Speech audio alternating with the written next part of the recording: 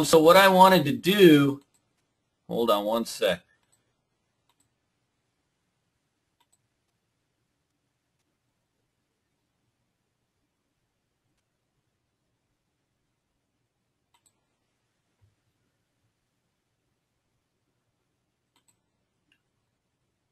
All right, so what I wanted to do today, everybody's asked me questions on, certain trades and, just regular stuff. So what I want to do, people are asking me how to make watch lists and stuff like that. So we'll go over kind of quickly how I just make my list, and we'll go over the stocks for tomorrow, and we can talk about them.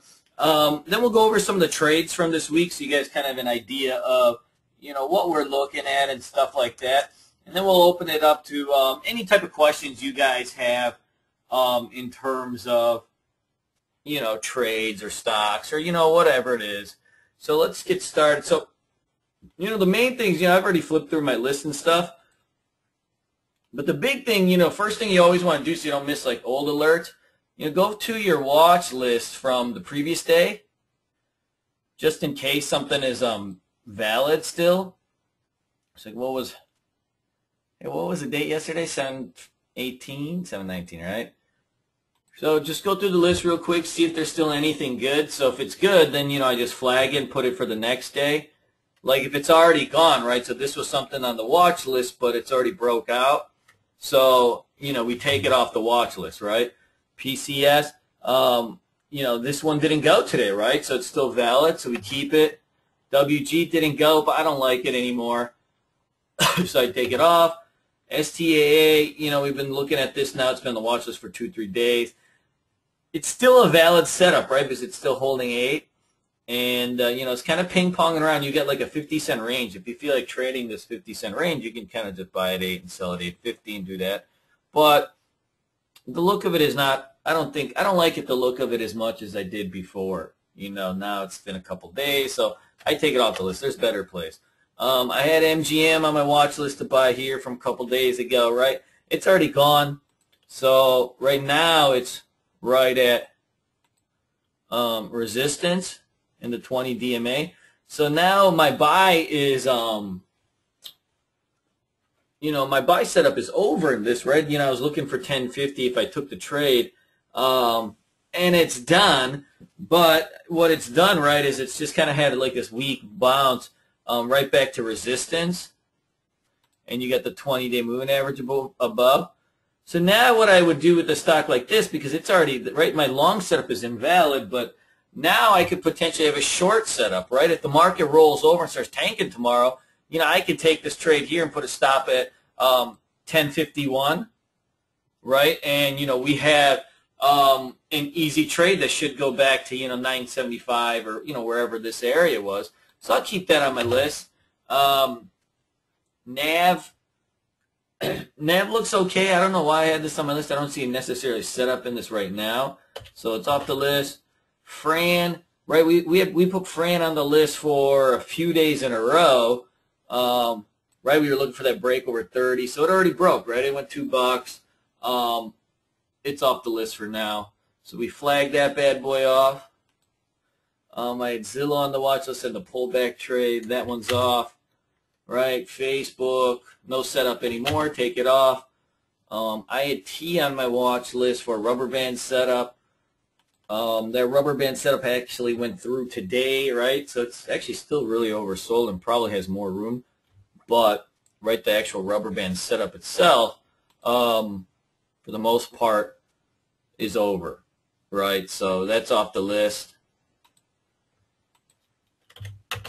HCNP, I was looking for this break over 750 to kind of launch this thing out of, for a day trade to the long side as like a flag pattern.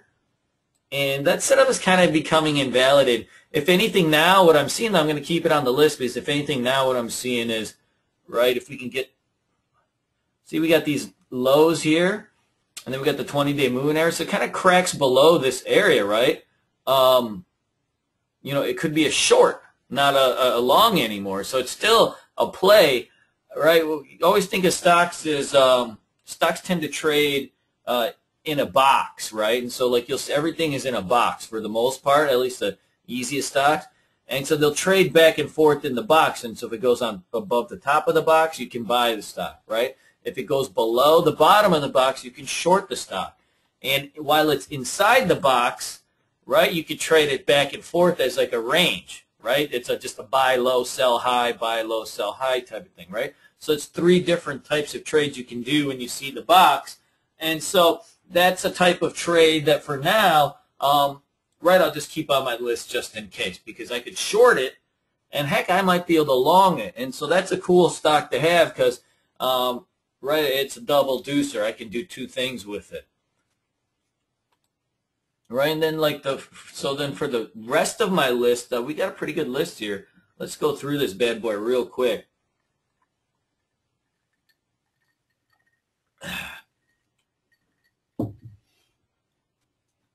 Now I'm going to take like 5 water breaks. I don't got the AC on because my mom convinced me that, you know, the heat wave is over, even though it's like 85 degrees. So there's no AC going on right now. So I'm just boiling over here. So so this is stock, right? It came off the bottom. It's been flagging here for 4 days. This is one of those kind of cult type of stocks. Like a lot of people, Jordan, you can't see the screen?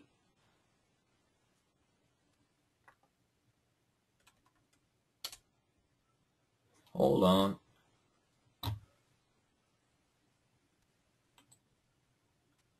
Yo, can everybody else see the screen? Well, Jordan, why don't you check it? Refresh your shit. Let me see. Hey, can somebody just put in the question box if they can see the screen? Because Jordan is telling me nobody can see it. Oh, okay. Hey, Jordan, man, there's like 84 people that just said that they can see it. So it's that's a Jordan Brown issue. Jordan, and by the way, if you guys don't know, I mean, he's JB Trader in our chat room, and he's like the man behind the man behind the man. So like Big Willie, Mary Beth is the man behind the man, and he's the man behind the man behind the man. But he's also the guy who's been in charge of like making our new website, and he does like all the editing and stuff for like our boot camp course book. And he makes the slides. You'll hear from him more often starting soon. So MY, right? We've got this 150 mark. So we're still a little bit away. So I would say this might need a couple more days, right? Because we're 15 cents away. That's a good 5-6%, right? But if you can get over this hump, and then you've got a double breakout essentially, right? Because you've got multiple taps of what's called price resistance. And then you got the 50-day above it, right? So if you can go and get above that, then now you're getting above a level of supply, you know, where the stock could start to run. And you can see just in general, right? It's been basing out for a long time. It's almost, you know, if it could ever get if it popped up here and came back down, you know, you'd have yourself like an inverse head and shoulders type pattern. So it looks pretty good. I would give it a C+. It's something I'd have on my list, but I don't know if it's a gimme. PRMW, Jordan was talking about this one in the morning. I like this one. So this one's been chilling for a while. It became a confirmed bottom bouncer here when it broke over 120 and the 20-day moving average. Then it actually followed through and broke over the 50. Had a nice run. I mean, it basically just doubled or nearly doubled in a matter of 6 days. And so now it's just consolidating here. And so we're essentially, right, we're just building, you know, like a flag type pattern. And, you know, so it started to peak out today. How you draw these things is more, it's not a science, right? You know, you just, whatever looks cool is sometimes the way you just draw this stuff. But, right, because what we use is the daily charts just to get ideas. It doesn't really matter about entries, you know, it's just got to look right, and then we use the intraday charts to time our entries. So this has got the look, right? It can get over this kind of this 160s area. We'll see probably a run back to 175, and this type of flag pattern, what this is, right? A flag pattern is essentially a continuation pattern, and so it's a continuation pattern of the original breakout. And so a majority of the time, you're going to see when a stock comes out of this flag pattern, right? You've got the flagpole and then the flag. When it comes out of the flag pattern, it will exceed its previous high. And so, you could see it, this stock actually breaking probably past 175 if it can go. And you can see here, right, this 175 is a key level, right? And so if it gets past that, then, you're talking about a run to 2. And so this type of stock has, a lot of potential upside. And the one thing that's also happening is now that the market's been running for multiple days in a row, you'll start to see more money pour into the small caps. The small caps tend to lag the beginning of, a rally.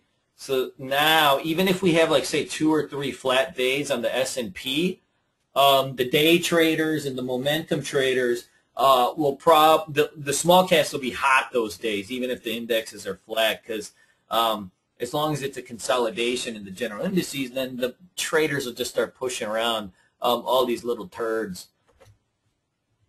CSUN, another one. And this one's a little bit low volume, so it's going to be a little, I have on my list for if a volume surge comes in, but you can see what's happening here, right? So we're building support here at 2. We've got a flag pattern here again, and then we've got like a little bit of a range that's kind of stuck in here, right? It can't get over this range of recent, right? So it's like maybe what, like 220 or so. So if we could pop above this range, then where can it go, right? The previous high was 250, so it gives us a little bit of room there. And then, with the full, what we have to fully understand is that these type of patterns tend to exceed, the previous high. So we've got this much upside, right, to fill this area, but then we could go higher, right? The stock has been as high as 3, and, in the past it was much higher, but then everything was much higher back then, at least in those type of stocks. Disco, no, take that off the list, no longer valid.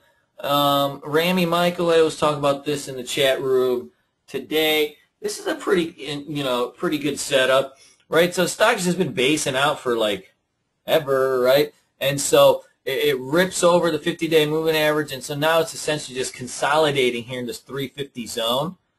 And so if it can rip out of this consolidations phase, then where can it go? Well, we don't see really any resistance, right? We're always looking for levels where there's going to be supply in the market, right? The stock market is essentially just a giant auction market that ends up building, levels of supply and demand.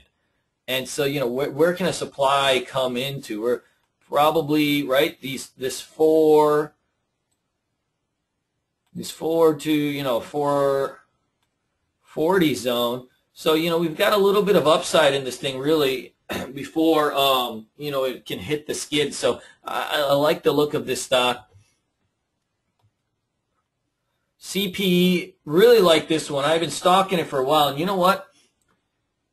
The best trades that I've ever made have often been stocks that I've stalked for weeks or days. And some of my biggest missed trades have been stocks that I stalk forever and I stick on my watch list, and then one day I just don't transfer it over because I got tired of looking at it, and then the very next day it blows up. So I'll keep watching this one till it goes, but it's at a point where resolution must be had, because you can see essentially what it's doing is it keeps tapping this 50-day moving average, right? And so it's a tap, tap, tap, tap. And so whatever type of supply is shares or supplies at this particular level, every time you tap it, right, that you get up there, because obviously to get up there you need some buying pressure. Every time you tap it, you're soaking up that supply. And you never really know exactly how much supply is there, but say there's 150,000 shares, right? Every time you tap it, you might soak up 50,000 shares, right? 50,000, 60,000, 80,000, really whatever, right? And then at some point, what happens is, right, there's only a few shares left of supply. And so then you finally pop over it. And then what happens is demand swells at that particular area as traders from, all different time frames, like people like us, long-term traders, people that are seeing a potential momentum shift in a stock that has been dead for a long time, will all start competing for shares right around here. But the problem is we just soaked up whatever supply was there, right? And so you get how these things can explode is that you get all these traders that are all trading from different time frames and different styles, all competing for a limited amount of supply, and that's what causes these stocks to rip, essentially. And so we can see what we're doing here, and then look at, I see the range is starting to get a little bit smaller, right? And so soon, this stock's just going to pop right above this thing, right? And it's going to be a big move, and it's going to be a nice move because it's been now 3 months, 4 months, 4.5 months, really, since it's ever been above its 50-day moving average. So that's a big deal, right? This stock was freaking $8 in February, right? Not much has changed on this stock. I mean, it's just the price of oil has gone down, the last so many months. So I definitely like this one. This would be one of my favorite plays, if it can go. RFMD. Now, this one, I think that this one's got more legs in it. My only worry about this one is that, we really did miss the breakout on it. I mean, you can draw like a line here and say, that's a break of resistance, or, however you want to draw your lines. It doesn't really matter. Drawing lines is drawing lines. But, ideally, it would have been nice. The real breakout was right when it was right,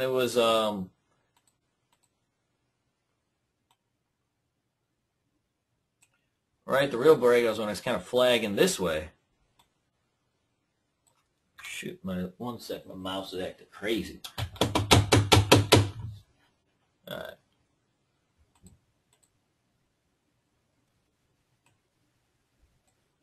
Right, so that was the real breakout. So, are we chasing it up a little bit? Yeah.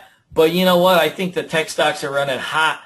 Every other joker will just kind of draw a line in the chart and say that's the breakout. So they might push this thing right past it. Who knows? So we'll keep this on our list and see what happens. Glue. Right, so glue is essentially, right, you've got this huge run, pull back, bounce, pull back, bounce, pull back, right? And so it's coiling. It's coiling in a tighter and tighter range. And I think of coiling patterns like this as, right, it's like a pimple. It's just kind of you squeeze it and it explodes. And that's how these things go. And so if you can, right, it's going to keep coiling. It might need a couple more days, right? And when it finally does that and it kind of gets out of this range, you should see a nice size pop. I would suspect that, we would get back close to this range, right at that 580 or higher. So I like the look of this bad boy too.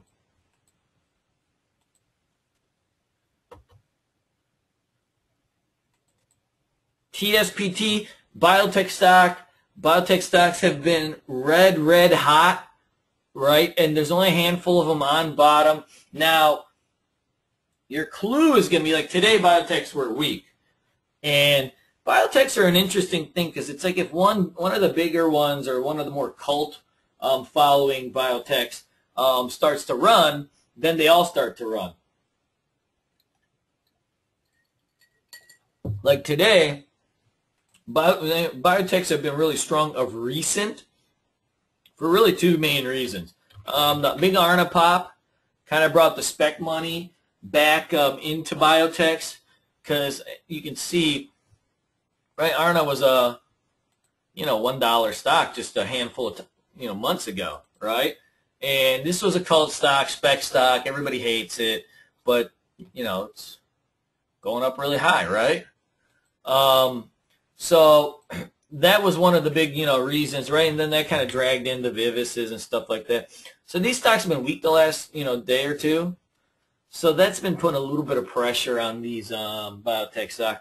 The one thing that we've seen with these little turds, we haven't seen any of these big boys like the ARNA or the Vivises or the PCYCs. We haven't seen them fall really more than 2-3 days at a time. So if these things start popping back tomorrow, these three stocks, then you'll start to see, right, those turd stocks that we've been playing, the STAM, what was the other one we played? The ANTH, right? Oh, what a gimme short in hindsight. I couldn't find shares. But, right, you'll start seeing these little bad boys start running. So if you see them start running, then I definitely like the look of this TSPT, right? Up 7% today. We got the 50-day moving average overhead coming out of this range here, right? You got a 50-day moving average break. You'll be clearing some price resistance. You did get a little bit of a volume pop today. Not much, but a little bit, right? So there might be some juice in this thing. And there's not that many of these guys that are sitting, near its lows. And so, that can be something that pops it. PCS, right, we essentially just kind of base in here under this range break. If you can get over that like 660 level, it can go. CX, I put this on my list, and I don't know why, but I like it. And I didn't have a setup on it, so, I just kind of put it on my list. It's just one of those stocks sometimes you want to watch something for a couple days because you feel a run coming. That's kind of something about this stock. I don't know why. Maybe because we used to trade it so much that, you just want to believe in the rip. ADY, take this off. You can keep on the list. It might go again tomorrow if it breaks over 7, but the easy breakout today was, already happened today, right? So this is more of a continuation move, but, still not bad. MGM we already talked about. INXN, right? The perfect entry on this one would have been, right, the pullback. You get oversold, pullback on support. That's kind of the easy buy. There will be probably a day trade in this thing if the market's going nutty. And you can see there's a level here at, 19 or so. It could, pop this thing a good, 50 cents, maybe a little bit more. Who knows? This stock has been a runner in the past, and it's digested its move pretty well. HCMP we talked about. INVN, I know Nathan's going to be telling me that this thing can't be traded, but I can't help myself. I'm a sucker for this stock. So this stock has not participated in the move. What's going to happen, or what will happen, if this market runs for another day or two, okay, this rally is pretty much hated. And we'll go into the indexes in a second, but this rally has been pretty much hated. And so if we run another day or two,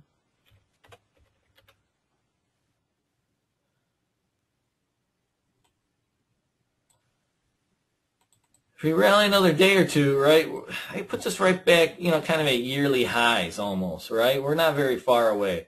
A couple days run maybe. So if we run a little bit more, the market's going to be so overbought, it's going to be crazy, almost to the point where you're nervous to buy stocks. But we'll be so close to yearly highs that everybody and their uncle will be searching for stocks, right, to put under their books to get some exposure. It's because this is a hated rally. I mean, you can already see it. I love it because I always start getting a little bit more aggressive in my position sizing the last few weeks. One of the reasons, at times that we do that, when you start hearing people bitch about, PE ratios on the S&P, people say, economic data stinks, and it's like that's the rage, and that's what people are, using to justify, what they think is going to happen in the market in the next 2, 3, 4 days. That's when the market's a buy. I mean, how nasty was it around here when, we're getting down there, it's like everybody's like, oh, we'll see 1,200 or 1,250, and it's like, the S&P PE ratios are 15 and, ratios will compress. And you'll hear all that bullshit. I don't even know what that freaking means. And I've been doing this forever. Short term, in 1 or 2 week time frames, right, the S&P mostly runs on technicals and sentiment, like rumors. Long term, those things matter, when you're looking a year down the road and things of that matter. But you got to love it when short-term traders start talking about those type of things, right? You're really grasping at straws sometimes. So if we get a little bit more juice, it will set up a nice short, at resistance, because we'll be so overbought. But during that run, while we fill this space, you'll start to see some of these bottom plays really pick up. And so if you look at a stock like this, right? It's at 1020. So if the market starts running and you need some exposure, right, where something's not too extended, where you don't have too much risk, right, and you're thinking, man, I got to get some damn risk in my portfolio. I want to get something that could explode, and, I don't want to lose my ass if the market turns.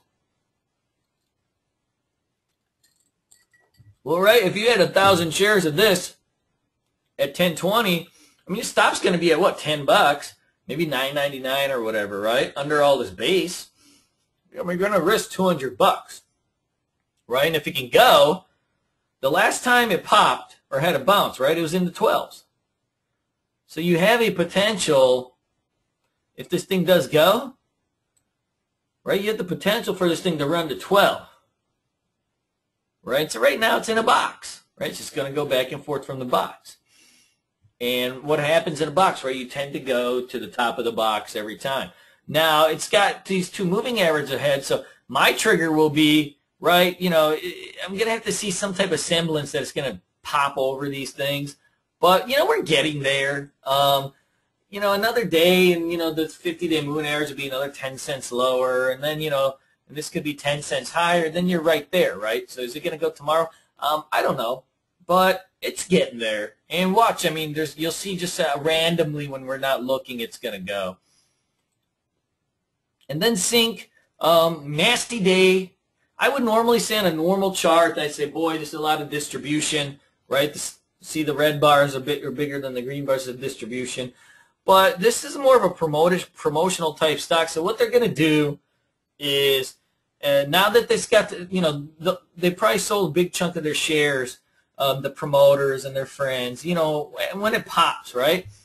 And they flood the market with them. And then what happens is when it gets back low and it looks like things are dying, it's down 13% today, they end up starting to buy back their own shares, and the pump goes back on because, they have a contract for X amount of months and they're already paid for this or that. And, the stock hasn't broke its 50-day moving average, right, in months.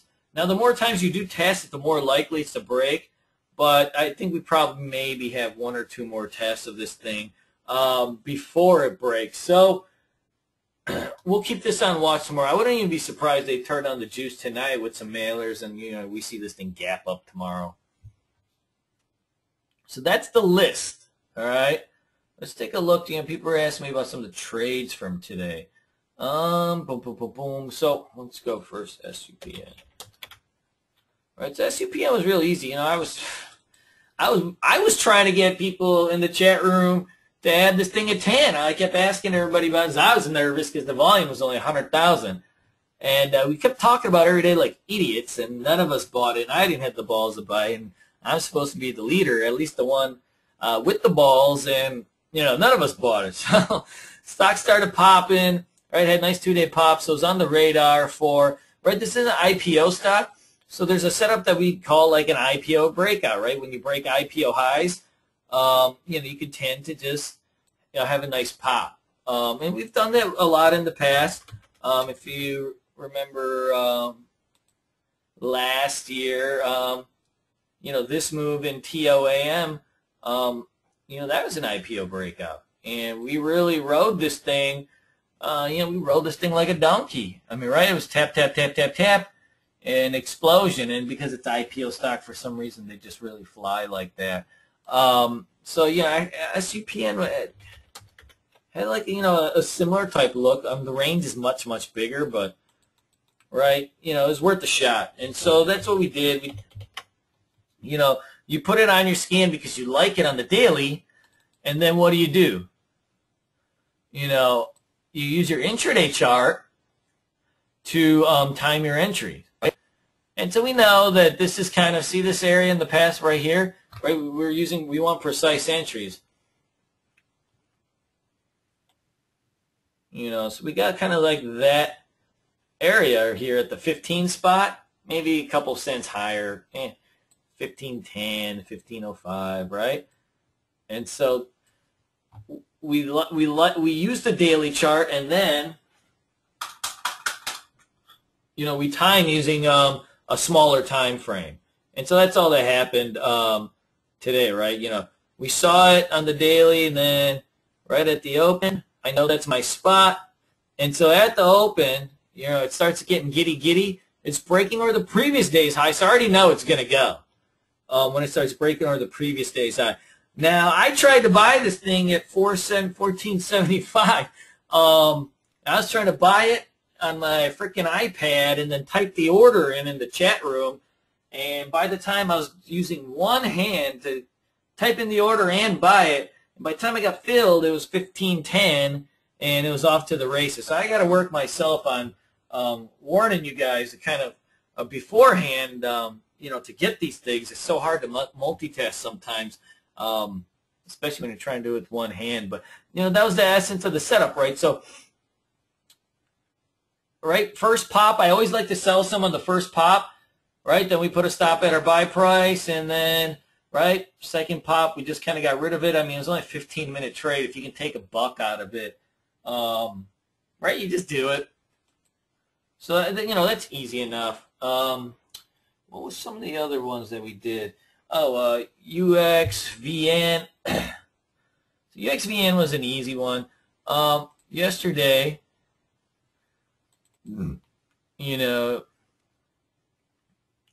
yesterday the market was kind of looking okay at the close, but it was at a key level of resistance.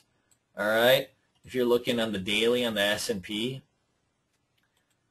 Right, close at a key level of resistance. It was very overbought. And what we've seen in the past when we're at this particular type of level, so when we get this overbought, we tend to kind of flush back lower a little bit, right? So every time we've kind of been at these levels, you see that? We've really had some hard drops right here, right? And so every time you see those stochastics, they start getting above the 80. And when you start talking about levels like, in the 90s and stuff, they coincided with some drops. And so my thinking was, I don't want to be waking up in the morning with the market gapping down on me or anything like that. And so this is just, it was just a trade on the VIX. And yesterday, we added this thing at what, 677, something like that. So yesterday, boom, boom, boom, boom, boom, boom, right? So yesterday, this low was put in. This was its all-time low, pretty much. This is the VIX chart, so it's basically something about volatility. I don't even know what that means, but I was just using it to bet against the market, right? So it's just kind of stuck around this area. But we know that,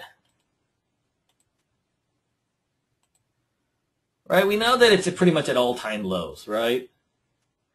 And so my thinking was, I mean, if this is, see all this, we got a low here, and then we got all this support kind of in this, 670 area. So my thinking was like, what, we're going to buy this thing into the close. And I think we got 677 or maybe 672. I'm not really sure. I forget a little bit. But my thinking is that we're only going to risk 7 cents, right? And worse comes to worse, and, the whole world turns on us, and, we got to sell out nastily. I mean, then we sell out at the lows, which is still only a 20-cent risk. On 700 shares, that's only $140 max risk. But the thing is, right, we're not even, my plan is not even to do that. So it's like, my plan is to get out of this thing, under this, 670s. So I'm literally risking, $50, right? 700 shares, and let's say 10 penny stop. That's $70, right? And so then, in the morning, it spiked up, and so then we just ended up taking profits on it. I didn't even sell in halves because it looked, from when I was looking at the market, I thought the market should flip back, but see, the market gapped up, right? And so the fact that we were even in profit, I was like, shit, like, this thing should be down for some reason. So, we just ended up selling out. And then what else do we have? Boom, boom, boom, boom, boom, boom. No, the big turd was, the big loss of the day was frickin' Tizu. So I'll tell you my thinking on Tizu. And I think it was a valid thought. I really do. So Tizu is a stock that we've traded on and off for years in this boom room. Right? The stock has basically just done nothing since last year of October. See that? 1 test, 2 tests, 3 tests at 20. Just a tight range. This was a high-flying stock. I love TravelZoo's website. It looks worse than the Bulls on Wall Street website, which is hard to do. I mean, our website's kind of cruddy, and we're on our 5th redesign. This stock was $100, and so it's been nailed. And so it's coming off a low, and then all of a sudden the earnings came out. The earnings were a beat. And so it gaps up and kind of goes above all these moving averages and key levels and stuff like that. And so I'm thinking, boy, this is the time. This is the day it goes. Because the reason, well, why does a stock fall? Why does a stock like Netflix or TravelZoo or, right, any of these hot GMCR, any of these $100 stocks, how does a $100 stock get to become a $20 stock? Well, there's only one reason. They keep missing earnings, right? Business is stinking. They're missing earnings. There's fraud involved. There's a whole lot of just bad shit going on, right? That's how you get a $100 stock to 20. DMND is another one we play, very similar, right? We play GMCR. All these are $100 stocks that went to 20. And the reason most of the time is that, right, it's bad earnings reports. I mean, how do you get all these big gaps and stuff, right? These nasty falls. These are earnings based. So my thinking was, right, there's an earnings beat, and it's over these moving averages now, which is nice. And then my last thinking was,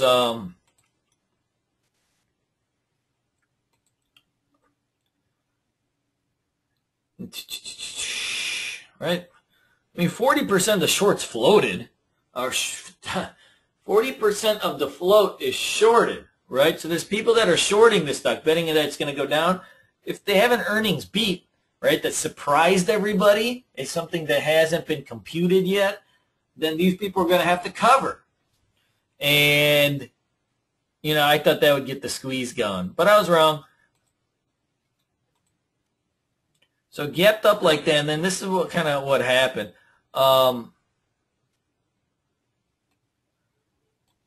Right, it gapped up. It kind of pulled back a little bit, but it held its low here. And you can see what has happened. It's kind of creeping up here. It's just like, oh, okay, this was just a buyable pullback, right? The first dip got bought. It was kind of creeping up here. And so I just made a conscious decision to I didn't have a great intraday setup. I did not. That's just, I really didn't. It would have been, if I bought it here while I was doing that, that would have been a better intraday setup. I still would have lost. So, we bought it here at the 23.04, put the stop at the low of the day, and as soon as we bought it, it just dropped. And there's a little bit of just bad timing, too. So you can see as soon as it dropped, I mean, it just bounced right back up above. The next freaking candle got us back to our buy price. So, who would have thunk? Just a little bad luck and then, bad trade by me in general. But that was my thinking, was that you got 40% of these people that got to cover shares. This bad boy is about to go.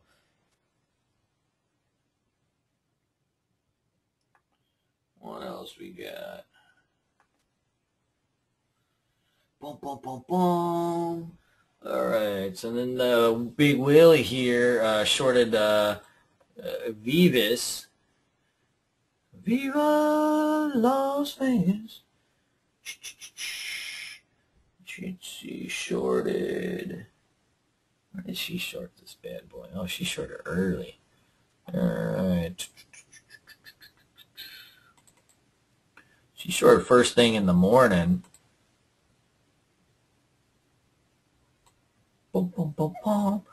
Da, da, da. All right, so this thing gaps down, right? So it's looking weak. If you look at the daily chart, this 20, we're looking at this kind of this 28 zone here, guys.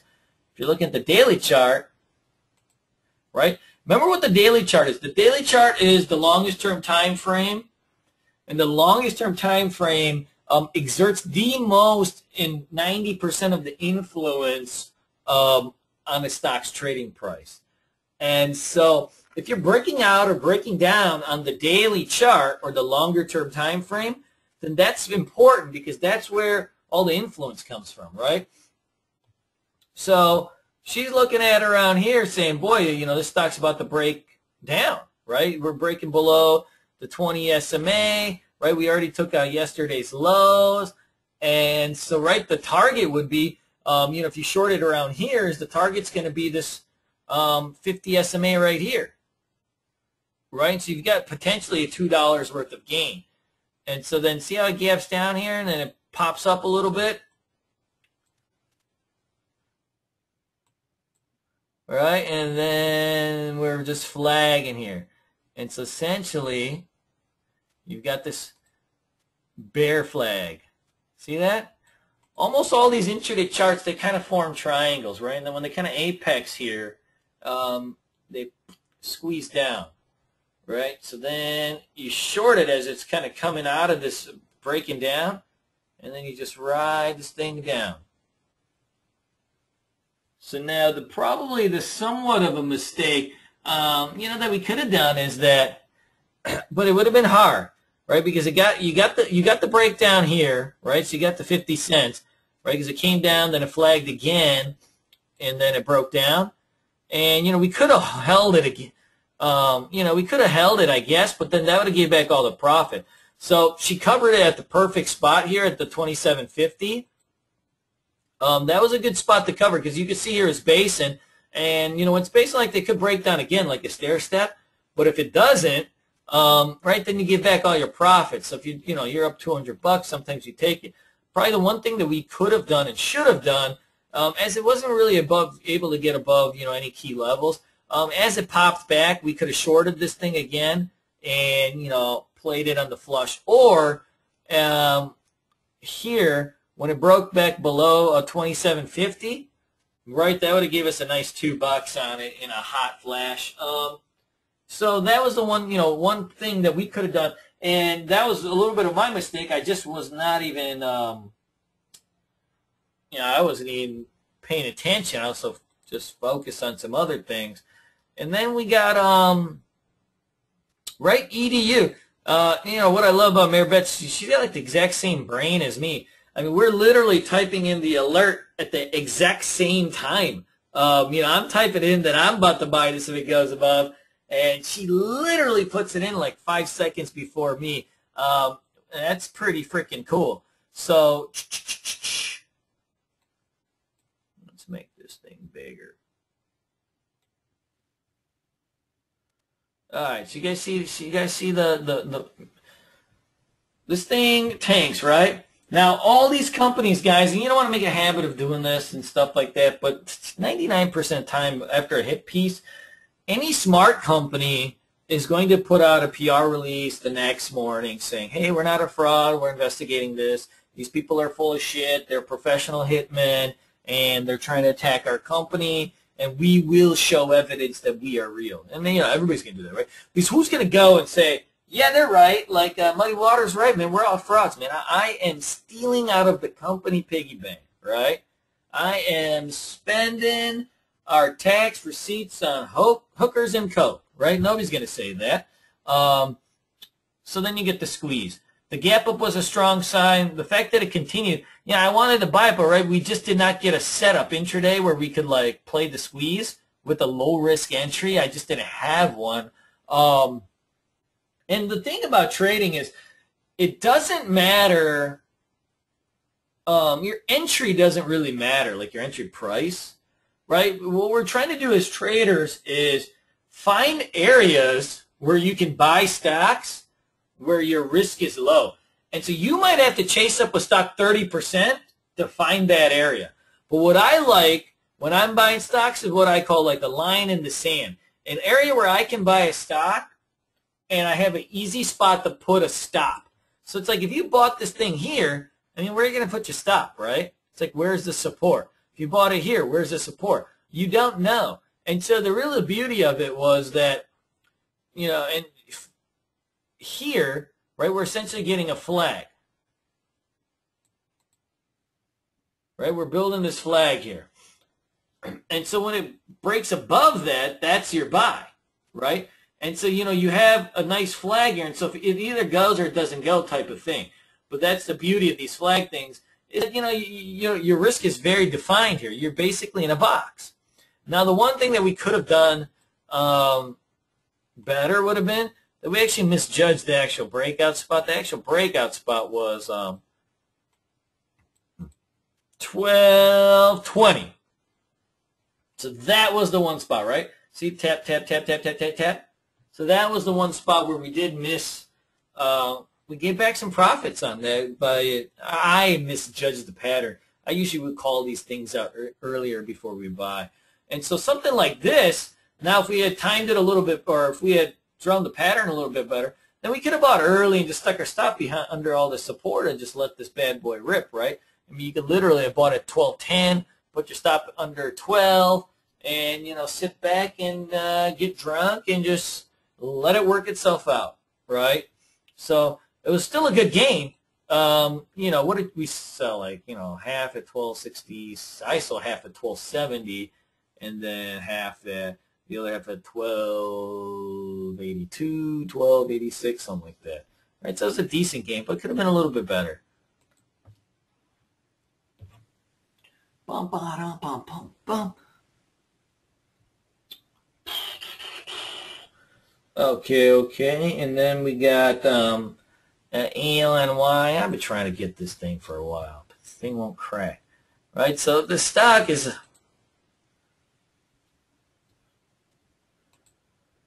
when you look at it, right, you know it's got to come back down a little bit, right? It's overbought and all that fun stuff, right? It's extended. So you're always looking for that day it snaps back. And so essentially what happened is in the morning,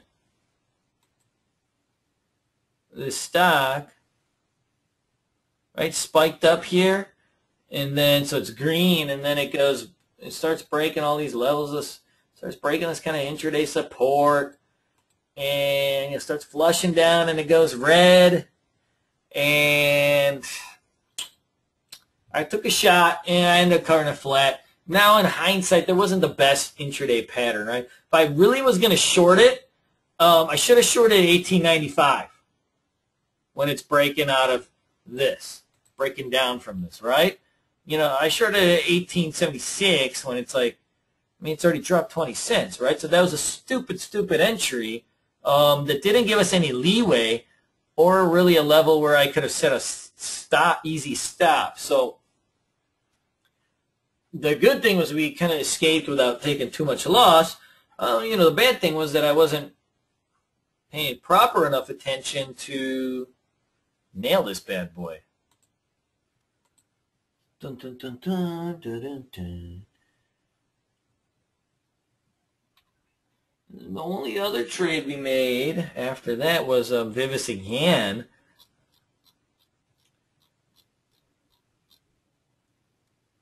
And usually what this type of trade that MB did usually works for us, that end of the day kind of romp. So right after this big flush, it's kind of just base in here at 20, right? It's bear flagging, right? And so, right, you take a short in here with the stop right above resistance, and then you kind of are anticipating it's going to break down again. And I mean, you can see, right? The reason why they call resistance, why we are always looking for lines in the sand. Look how many times it tested 26. 1, 2, 3, 4, 5, 6, 7, 8, 9, 10 different times. It tested 26 and couldn't break over. And so for a while, it was starting to look like it was a buy, right? Because at least if it got over 26.01, because you're essentially, you got a stock that's about to hit the squeeze zone. But on the other side, right, if it breaks to the lower side, it's a short. So it's one of those stocks we could have played both ways depending on which way it breaks. Now, a majority of the time, these stocks will break down in the direction of its, of its trend, right? So if we're trading on a short-term time frame, right, it's going to most of the time break down in the direction of this, which is down. But it was starting to look bullish for a while, so we got out flat. We'll see tomorrow, right? Because the chart now is starting to look a little bit nasty, right? And so we'll see, right? Maybe if it breaks tomorrow's lows, or yet today's lows, then we got some.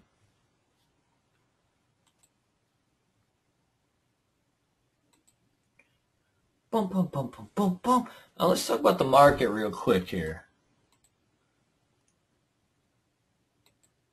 All right, so what do we see in this bad boy? Let's take a look.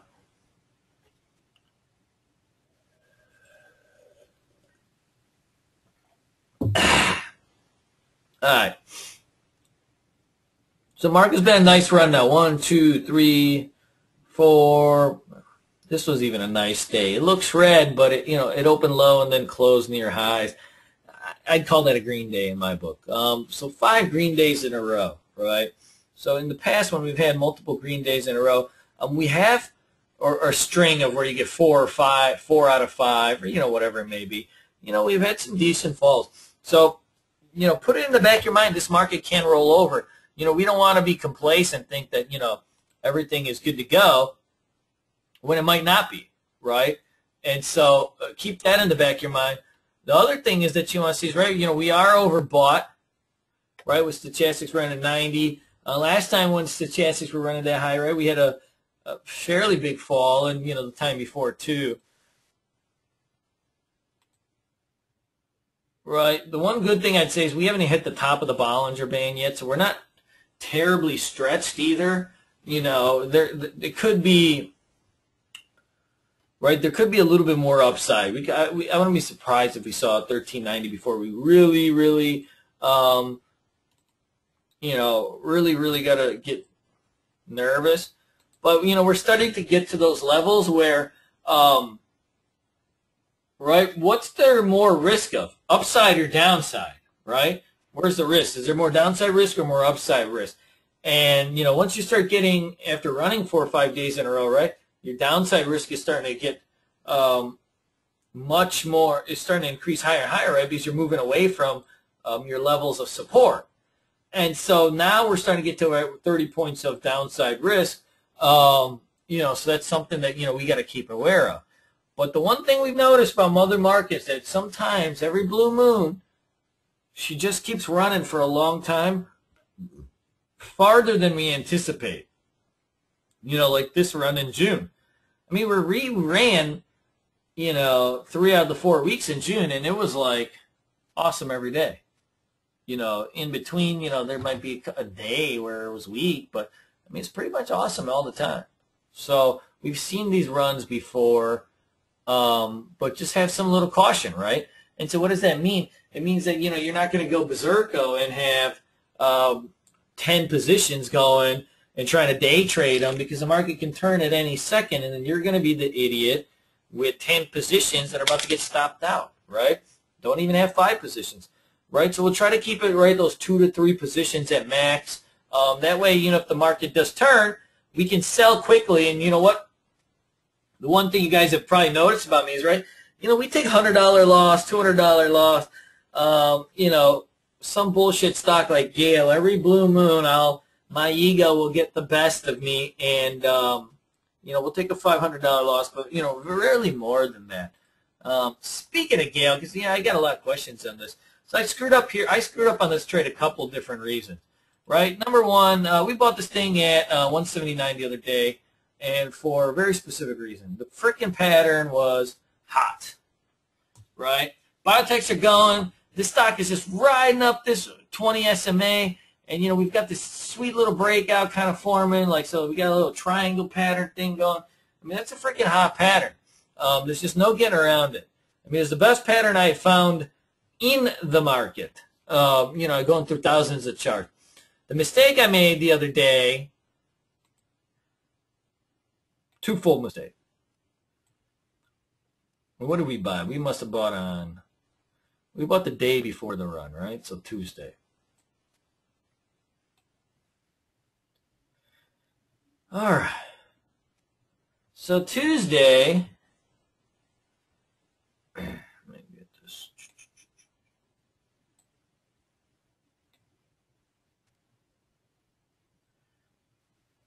All right, so Tuesday, stock gaps up a little bit and it just spikes up here. See that? And so, we bought this crap and it candled out here and then it's totally tanked on the other side. And that was a little bit of bad timing, because it tanked like the second we bought it. That was weird. That's not going to happen very, very often. And you know what? Since we've been only holding the stock now for 5 minutes, I'm not going to really sell into that crap. Even though, we could have probably just gotten out of it. But then, we're all selling on top of each other's faces. And it's early morning. There's not much liquidity yet. It's only 9:45, right? And so, right, we just we hang on a little bit and put the stop at the low of the day. And what ends up happening, this is where I probably should have sold, probably should have done something is, right, so it comes all the way down. So we already know this was a broken trade, right, because I'm buying a breakout stock and it drops 7 pennies on a $1 stock as soon as I buy it. 5 minutes later, right? And so then what happens is it does bounce. And the good thing, it bounces right back, see, to this resistance, right back to our buy price. And this it actually came back to 179. Tapped 179, came back down. Tapped 179, came back down. I kept thinking in my head, I'm like, I should unload this because we had some other trades working that were working okay. But, I was like, you know what? It's still holding, right? And the daily chart looks so sweet. And so then it comes back down here and it starts basing. And now I was getting ready to sell it because I was thinking this. If it breaks this little base here, right? I probably don't even want to be in this thing. But thank God that base held. So it started basing for half an hour. I was getting a little bit worried. And so it popped up here, back to 180. Right? And once again, this whole level of resistance keeps holding it down. And so this thing pops a little bit over, but it just doesn't follow through. So that's warning signal 1. When you finally pop over a level of resistance, even if it's by 1 penny, what you want to see is follow through, right? The stock's got to do something. So it didn't do something. We still had an opportunity to get up flat, right? And then it starts to kind of break. It starts to test, support here, right?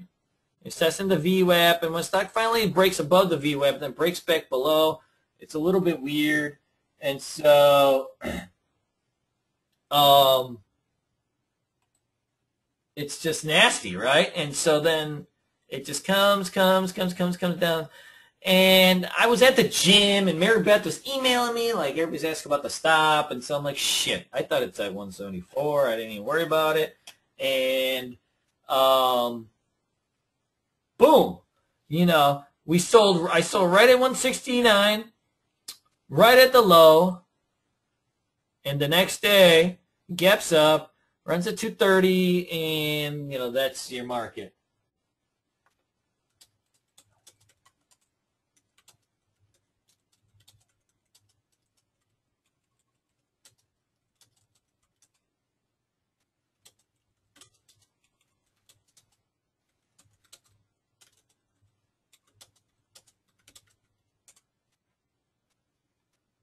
So, stupid trade. What can you do? It was a stupid trade. I never take $500 losses. I hate doing it. I mean, I just do. It stinks. It's annoying. And it's only 10 cents. And the other things, usually these $1 stocks, I don't even buy 5,000 shares of them. I usually buy 2,000 or 3,000 shares depending on where my stop loss is. So if I had 5,000 shares, my stop loss should have been much tighter also. So that was, the other thing. And so I made many mistakes on it. And the other thing is, right, when it broke down from here at 176, 177, I should have just got out at the end of the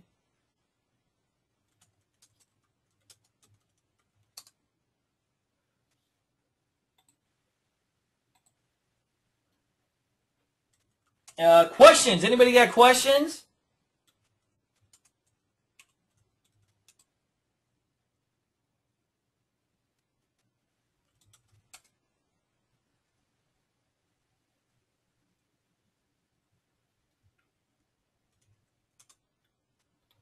Let's do this. All right, what do we got?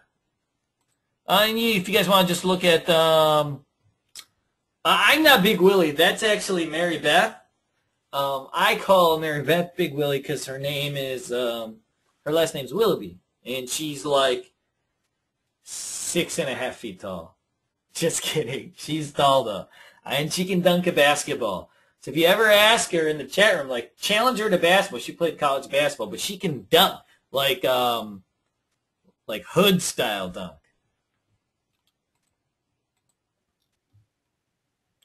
All right, let's go through these. All right. Okay, so you want to go, somebody wants to know about AKRX. Let's go. All right, let's take a look.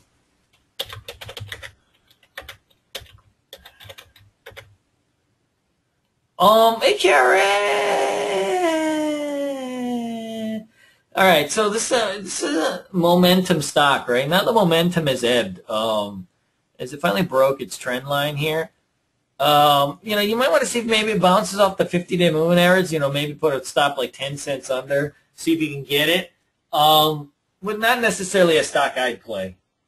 It's low risk though if you can get it here, because you just stop out. If it works, it's going to go back to 16. If it don't work, you're going to lose 10, 15 cents. No big deal.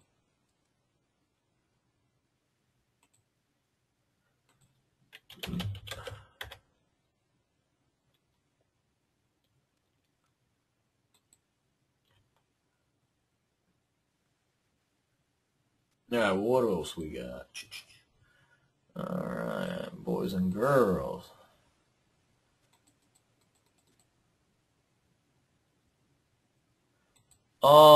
Michael. So Michael wants to know, he's talking about SPPN. There was a massive spread on it. How to handle that? Michael, I don't fuck around with those things, really. I mean, I just bought it on the ask. I know the spread's like 20 cents, but I mean, I just bought it on the ask. I mean, because if the stock's going to go, it's going to go, right? And if you catch it at the breakout, it should pop. Selling is a little bit more tricky. I was offering up shares at like random prices, trying to get filled in the 16s. I tried to fill it actually at 16.42, and I got hit on like 5 shares. On this pop, I was trying to sell it right 16.42, 16.43, and I get hit in like 5 shares. And essentially, I had to cancel it, and then put in another order. And I think I ended up paying like $40-50 in commissions just to get rid of this thing. Because I didn't want to sell it on the bids. I was trying to get that gain out of it. But on the buy, because I know everybody's going to hit this shit, I hit the ask. Hey, Mike, your problem on something like this is that you're waiting for me to give the alert. But the thing is, like, you see the stock on the blog. You also have been with us now long enough and had phone conversation, text conversation, email conversations. I mean, hundreds of personal conversations along with the chat room every day. I'm going to be in this thing, right? I mean, my setups. I'm going to be in this thing. Guys, I've got on this website, right, hundreds of videos, on every type of setup I trade, right? And so, I mean, you guys are going to have all my videos, anything that's like how to trade, right? These are videos on, and Mary Beth has been polluting my trade review tab with these bullpen trades, which I got to take out. But anything like this, these are videos, right? And so, yeah, you know, you're going to be watching these videos. You know what I do. So, you know, make sure to watch these things, right? I mean, that's why I do them. You know, these videos, it takes me forever to make these damn videos. You got to upload them and download them and then finagle this, finagle that. So, you know, I'm going to be in this thing. You know, you got to have that thing ready. You know, you can't just wait for me. I mean, if that spread is like that, you know, you should have already been in it, because I actually caught that thing red. And if you look at how Mary Beth said to play this thing the previous day, she was saying, boom, boom, boom, boom, boom, boom, boom, boom. She was giving the entry on this bad boy at, where was it? I forgot which date it was. But the first entry was we could have hit this thing earlier for 1480, before everybody. So that's just part of the game. A little bit's luck. What are you gonna do, right?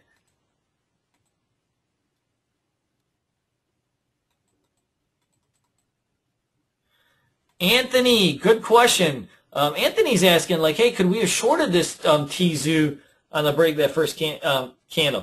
100%, bro. 100%. When it took out all this shit, we could have shorted it. There was actually a few different opportunities, where we could have shorted it, right? Once it kind of went below this level, it kind of was obvious that it was going to go back down right to here. And, once it got down, into these areas, I mean, you're filling a gap.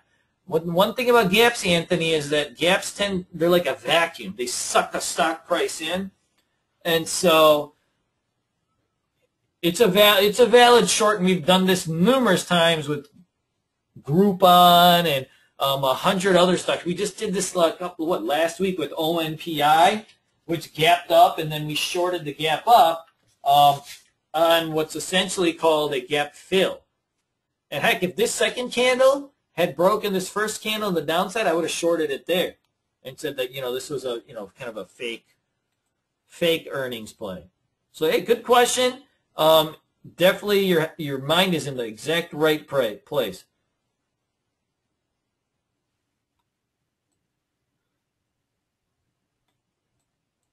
Brahmin, what stock are you referring to?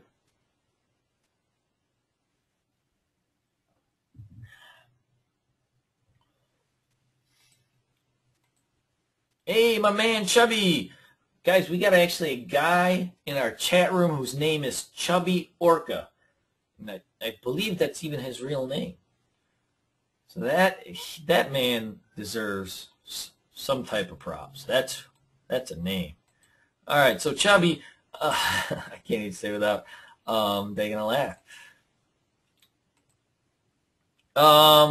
This is called full stochastics, 533. So if you're going on like or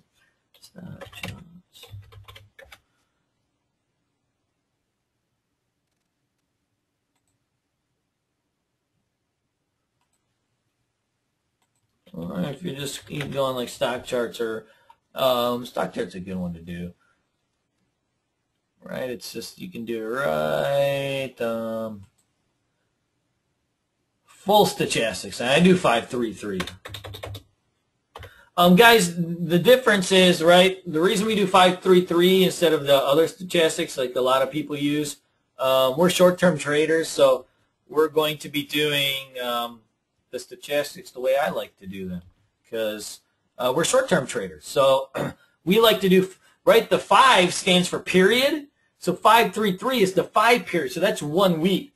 I mean, 1 week is probably about the longest hold time that we're looking at, right? And so I'm looking for more of what's overbought and oversold in that time frame versus, you know, what's overbought, oversold in, you know, over the course of like, you know, 3 weeks or 4 weeks, right? AMRS. Let's take a look.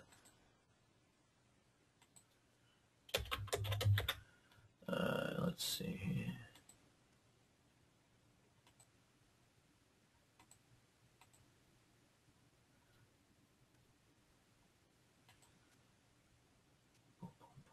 All right. So stock. It looks okay. I wouldn't say that it looks intense. Right, you got to break out, then you pull back to support. I mean, if we really wanted it, if you wanted a low risk entry, right, any of the buys around 3 with a stop under would have been nice. You know, now it might go. You know, it could go, and you know, if it gets out of like this type of range, it could go again. But you know, the easy money is probably over in it, right? It's already bounced 50 cents. Now it's in a little bit of a box, right? And so if it gets, you know, if it can get above this top of this box, maybe it goes to the top of the range here. But ideally, I'd like to see it kind of fill in a little bit. But it's not bad. I would give it a solid B setup, maybe a B plus.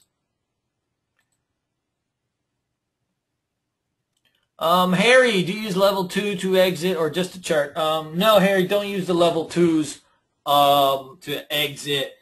Use your charts.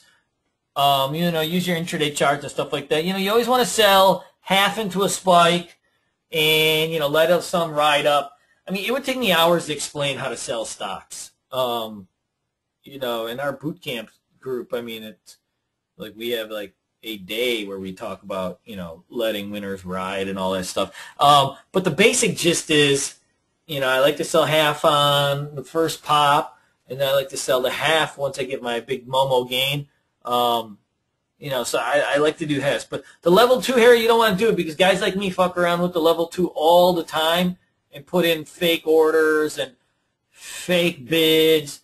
You know, I could sit on my platform and put in 100,000 fake bid in a hot second, and you would think like, oh shoot, this thing's gonna run. And it's just me screwing with everybody. So you don't, you know, we don't need to be doing any of that. Oscar. So Oscar wants to know. This is a really, really good question. How much would you say to chase the stock after you buy it? You know, 5-6 cents. All right. So Oscar, if it's a $1 stock, 5-6 cents is too much. If it's a $2 stock, 5-6 cents is too much. If it's a $3 stock, 5-6 cents is still too much, right? Because that's 2%. Now, if it's a $5 stock, right, you know, 5 cents is, you know, a respectable thing, and you shouldn't have to. Now, if we're talking like $10, $15, $20 stocks, you know, feel free to chase at 10 cents. You know, things like that, 10, 15 cents, right? Because if it's a $10 stock or a $20 stock, just, you know, the spread itself is going to be sometimes that much. But, right, if it's a $1 stock, then 5 cents. So I would say keep it less than 1%, Oscar. That would be my easiest way to do that.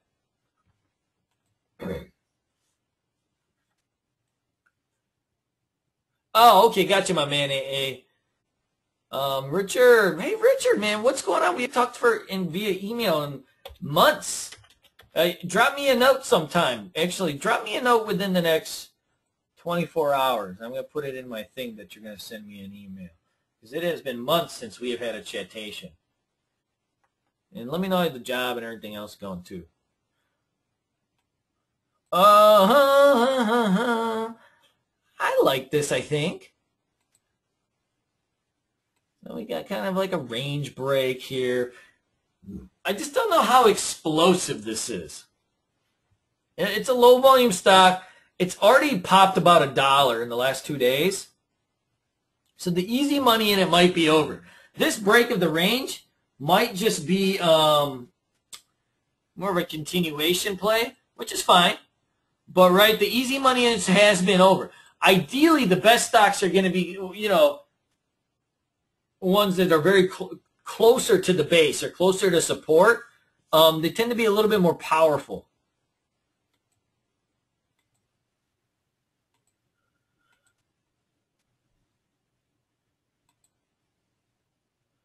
Bargov, my man. Dude, Bargov, you owe me an email too, man, because I've been looking for you. You haven't been participating in the boot camp the last couple of days. I've seen you in there watching videos and stuff, but you have not been asking the right questions or participating in the group. GMI. Bargov, I don't have no GMI. And, Bargov, these obscure things that you're always looking at, get rid of them. You don't need them. You don't need them at all. I mean, you want to look at gold, look at GLD, right? Look at things that people can find. Like, I've never heard of this GMI.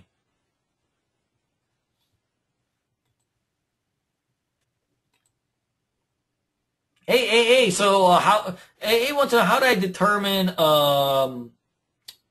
600 shares of SUPN?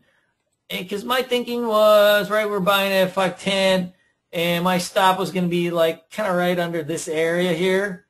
And so, my risk was like 30 cents. I was thinking I'd risk like $100.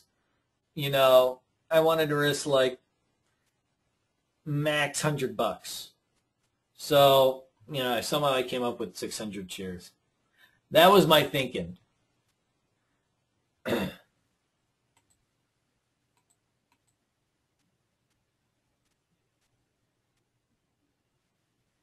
Ryan, so Ryan wants to know, like, hey, the earnings breakouts.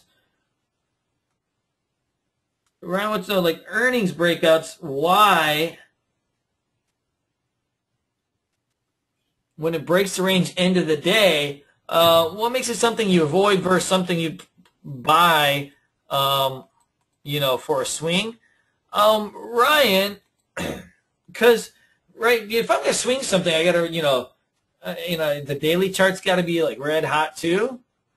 And so, like, even though it's breaking the range of the day, it's not like it was closing at the high of the day, right? I mean, this essentially, right, the stock is in the middle of the range of the day. And so I didn't necessarily see something where I'm like, hey, like, this is a, definitely an overnight hold. And so, my thing was like, I can always just hit this thing tomorrow. It's not going to gap up, and it's most likely it's not just going to gap up and stuff. Otherwise, it would have closed at highs. So that was it. If there was more time in the day, when it was coming out of this range, right? I mean, it was coming out of here. I mean, it looked hot. It did. I mean, if you look at this range, is going literally, these are 5-minute candles, right? So from 5, 10, 15, 20. So from minute 25 in the day, it's a 9:50 till the end of the day, it couldn't get over this level, right? So that level was huge because there's an earnings breakout to gap. And so, legitimately, if we came out of this range and made the run, right, I would have said, we probably would have run to the next level of supply, which is like 970, 980, something like that, right? So we had a little bit of upside. But there's only like 4 minutes left in the day.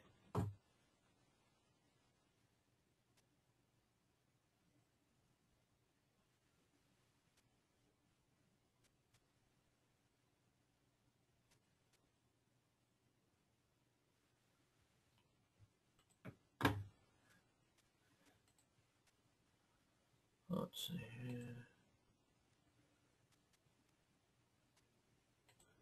Next. Steve was, would you ever do a market order? Steve, you could. I just don't do them. I've been trained my platforms are all just, Thinkorswim, my Broad Street, all my accounts are basically set up just via limit order, so that's what I do.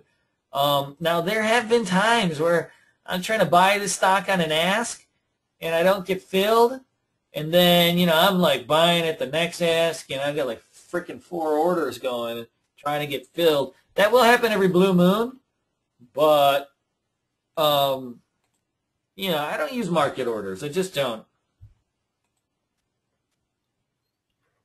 And the one problem with Steve is that every blue moon you get the market order, and randomly, within that 5 seconds or whatever, you know, there's like this huge space, and then you get filled at market, and it's like 40 cents higher than everybody else.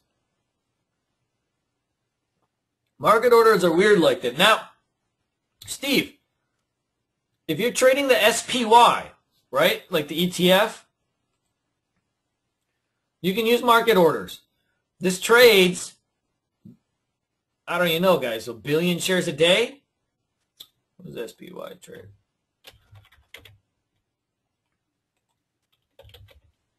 Motherfuckers. No.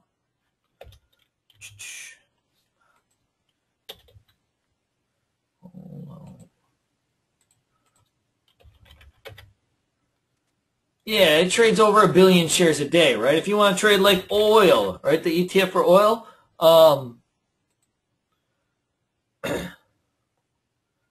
right, this thing trades 6.9 million shares. These type of stocks, Steve, feel free if you need to get in, and, you know, you can use a market order. Some of the stocks that we trade, you don't want to do that, right? If it's a $5 stock, $3 stock, $4 stock. I mean, for example, Steve, even Netflix, right? We trade Netflix a lot. The freaking spread on Netflix is sometimes 20 cents. And Netflix trades a shitload of shares, right? And so, look, 20 cents. And so, like, you do market orders, sometimes you just get weird fill.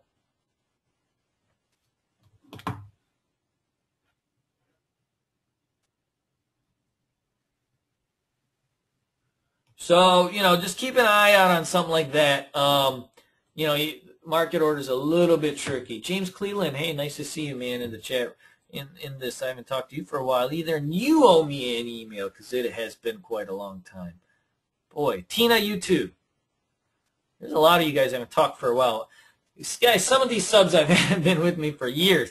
And when they're new, man, they love chit-chat with me. And then it's like, I'm like that old grandpa. It's like nobody wants to talk to me after a while.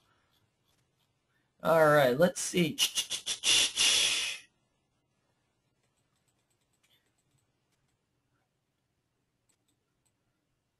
GTID, thin, but do you like? Richard, my man. Let's take a look. All right, so what do we like about GTIV, guys? What do we like and what do we don't like?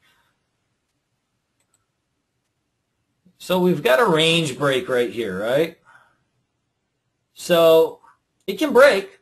You know, the question is this: how explosive is this pattern? I don't know, right? I mean, we've tapped resistance one time. It's not necessarily a momentum stock.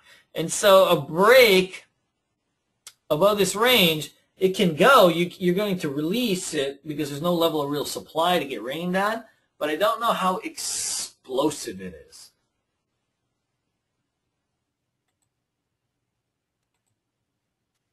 But it's definitely tradable, Richard.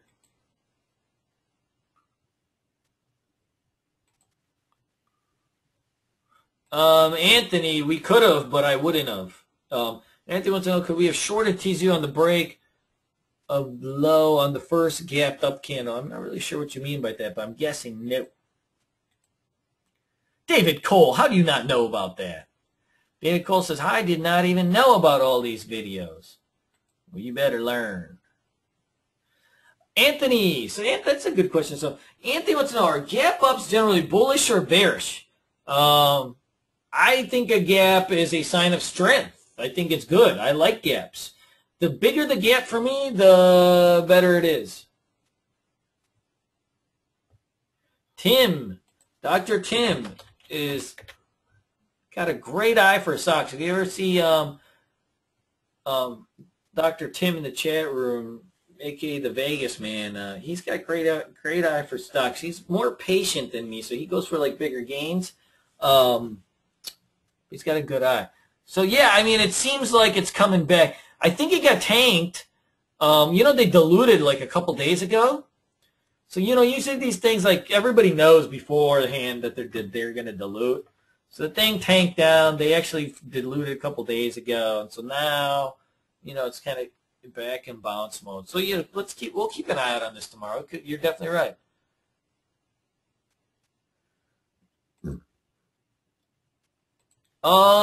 Chubby, there is, I forgot what it's called. Use FST fast. Ask Mary Beth. She's the expert on this. Chai set up mine. You'll be FST full. I forgot. Chubby, let me email you on that one because I got a video on that Chai made me. Yeah, Harry, you know what? You won't need it. Harry, the thing is this. If you're like scalping like for like just 1 penny gain here or there, then, by all means, like sit there and look at the level 2. But if you're looking to elongate like your gains, right? You're looking for like 5% or 10%. Then what happens on a stock at 501 and between the bid and ask at 501 and 502? What does that matter if you're looking to get $6? You know what I mean? It might matter if your goal is to get to 504. Then it matters what's happening at 501 and 502. But if your goal is to get to 550, then whatever happens in between the bidders and sellers at one particular penny price is not going to matter. So that's a very good, if it distracts you, that's perfect. It distracts the crap out of me too, and I'm an easily distractible person. Second thing, I do believe you are correct. Let's look. So HB over here was asking, is EGHT a potential rubber band play? I think it could be. Let's see. Get rid of this crap. Now my one worry is that it just started kind of day 1, 2. It's at 2 days of run here. And the stocks break the upper Bollinger Band when they're when they've been consolidating. They break it easily because it's the range is tight. So I'd need to see another gap up and then maybe another day. So it's close, but I need to see. I'd like to see one more big day and then maybe a gap up the next day to really have a true rubber band play.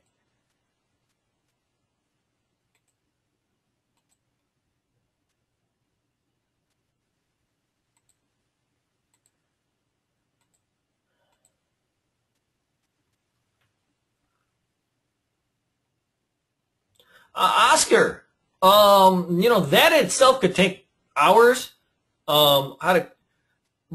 We do have on the site, if you go here, let's see. If you go here,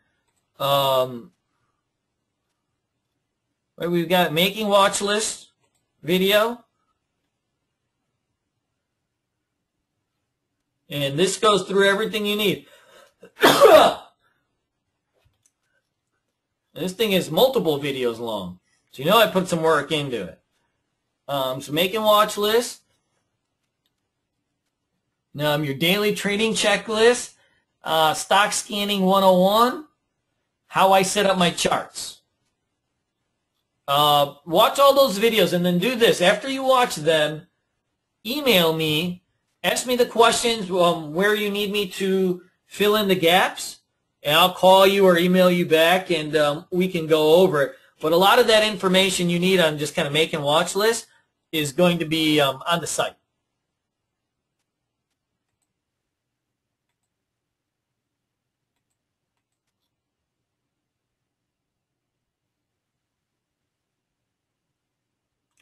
Anthony, good question.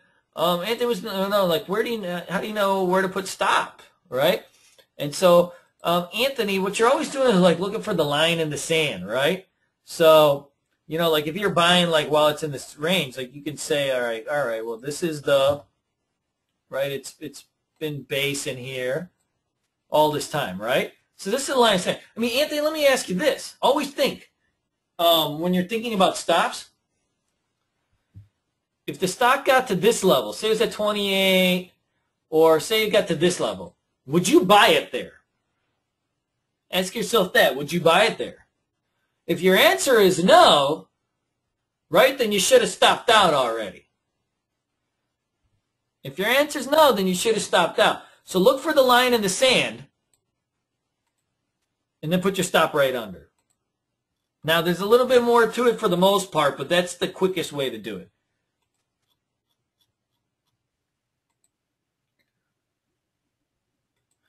Steve, when I'm selling a stock, I don't do market orders either. I do limit orders. Now, once again, if it's a liquid stock, right, your SPY, USO, ETF, you're trading silver, gold, whatever that may be, feel free to use a market order. Dan Kim, I do hold some shorts overnight. Actually, a lot of these kind of like these 30 stocks, I do end up swing trading them if my broker lets me hold them. So a lot of times, we'll day trade them in the chat room, but, we'll swing trade them back to the downside. Like Ampy, I held this thing for 4 or 5 days when we shorted this thing at 6. Because it's going back to 250. This stock is a turd in itself. It's the turd of turds, actually. I can't even call it a turd. That's giving it a bad name. I mean, it's worse than that, right? So you can hold these things overnight. Dan, the other things, we do it all the time in the chat room where we'll short something at the end of the day, and then we'll hold it, for the next day at the open. You can do it. There's money in those, right? Because you kind of know where the index is going by the close, kind of what's going to happen the next day. Tom, great question. So Tom wants to know, how do you get over the fear of buying? So Tom, this is a multifaceted question. I'm going to give you kind of the asshole answer and then the real answer. In my mind, I don't have any fear of buying because I think everything I buy is going to go up because I truly believe on demand. But now on the other side of things, the real way that I get over the fear of buying is that I've done all my homework. And so, Tom, like before I enter a stock, like I know multiple things. I know where I want to buy the stock. I have an idea where I think I could sell the stock. I know where my stop loss is going to be. And so, Tom, like say you know where your stop loss is going to be. Say like you've got 300 shares and you know that your stop loss is 20 cents away, right? Tom, I know that my max risk is $60. And so I'm thinking, what's really $60, right? So I don't have that fear because I've put the planning in place. My risk is managed. My setup and my targets I thought about. And then I'm playing, Tom, patterns that I've used over and over the whole course of my trading career. I made 14 to 16,000 day trades last year, depending on the accounts and shorts and things of that nature, right? And so I know there's certain patterns that are always going to kind of play over and over. But the big thing, Tom, I think is that I know where my risk is, right? Like yesterday, like when we bought KEG, right? And we bought KEG at what did we buy? 753. And so, right, like KEG, I really liked it on the daily. And then, it was kind of doing this thing where, breaking over these levels. And so my thinking was this, like I was looking at the chart and I was seeing like how it's been bouncing off this 20. And so I was like, okay, you know what? While we're buying it here, my stop is going to be like literally like that. So I'm going to risk 8 pennies, right? And we bought 700 shares. So at 700 shares, my risk is 8 pennies. That's only $50. And the cool thing is, right, like when I'm going for like my day, I'm trying to make $1,000, right? And I'm trying to make $2,000, $1,500, whatever it may be. But if you lost 5 times in a row, and the worst that you did was take $60, $70 losses, I mean, you'd feel like crap because, you took 5, 6 losses in a row. But really, it's taking like $250, $300 in losses for the day that terrible compared to what's happened to us in the past where, we may have lost 20, 30% on a stock. I mean, I've had stocks where I lost 50, 60%. You know what I mean? And so I don't have that fear because before I get into the trade, I've thought about those things. Hey, Tom, one of the things that you should do is go on this site. Go through all these trade reviews. You're going to see certain types of trade reviews pop up all the time. And so then what you want to do is find a few different types of setups. And watch these videos, then watch the video again, then watch the video again. Find 2 or 3 types of stocks and setups after you watch the video and say, you know what? I can do that. That's easy enough. I can see that pattern. I can identify it. And now I understand why Canal or Mary Beth is playing it. And I can follow along with actually some knowledge of what they're doing. And so if you can find like 2 or 3 of those that you like, then when you see them,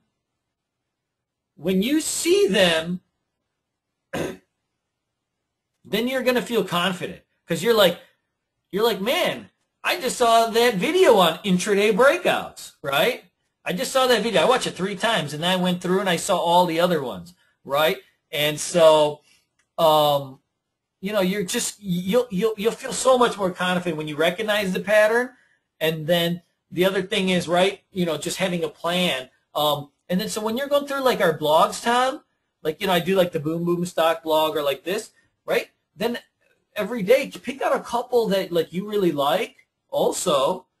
It doesn't mean you got to trade them on your own, but like you looked at them, you thought about them, you've watched the videos on them, right? And so when I call them, like it's all like in your head, like, hey, you know, I was looking at that stock on the list yesterday. I could put my stop here and I can do this, and you're not going to have any fear then. And then what's going to happen is whether you win or lose, Mr. Weeks, when you know, once you do a trade the right way a few different times in a row, say 10 times in a row or 20 times in a row, whether you win or lose, but as long as your losses are small and you kind of understood what's going on, then you're going to have a lot more confidence in buying, and you won't have that kind of paralysis by analysis type of thing that's going.